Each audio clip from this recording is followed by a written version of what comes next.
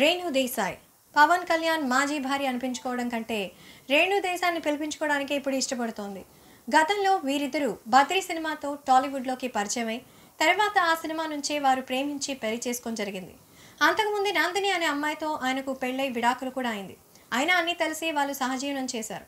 దాదాపు ఎన్నో సంవత్సరాల తర్వాత 2012లో వారు పెళ్లి చేసుకున్నారు. అది కూడా చిరంజీవి గారికి మచ్చ రాకూడదన్న ఒక అభిప్రాయంతో తాను రాజకీయాల్లోకి వచ్చిన కారణంగా పవన్ వివాహం చేసుకున్నారు అఫీషియల్గా.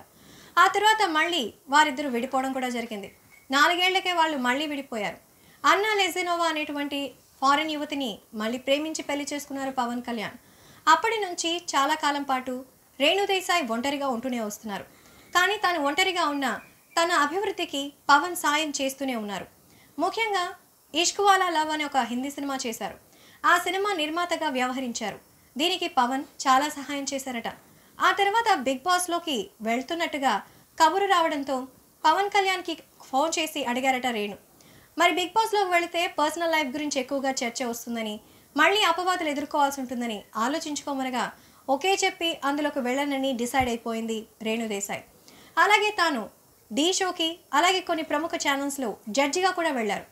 ఏ విషయం చేసినా పవన్ నిర్ణయం తీసుకొని తను చేస్తున్నట్టు తెలుస్తోంది. అందులో మంచి చెడుల్ని విశ్లేషించి ఆమెకు కావాల్సిన సహాయం చేస్తుంటారట పవన్ కళ్యాణ్. ఇలా ప్రతి విషయంలో తనకు అండగా ఉండే వ్యక్తి జీవిత భాగస్వామిగా లేకపోవడం మాత్రం చాలా విచారించాల్సిన విషయమని తన సన్నిహితులు స్నేహితులు చెబుతూ ఉంటారు. అందుకోసం ఆయన తిరిగి వస్తారని చాన్నాళ్ల పాటు ఎదురు చూశారు రేణు. చివరికి వారు రాకపోగా పిల్లల భవిష్యత్తు ప్రేరణ దిత్యా ఆమె రెండో పెళ్లికి ఇన్నాళ్లకు సిద్ధమైంది. మరి ఆయన ఎవరు ఏంటని ఇంతవరకు ఎవరికి చెప్పకపోయినా పెళ్లి చేసుకుంటానన్న విషయం పవన్కి చెప్పడంతో ఆయన కూడా సానుకూలంగా స్పందించి వాటికి కూడా ఆయన తన సమ్మతాన్ని తెలియజేసినట్టు తెలుస్తోంది.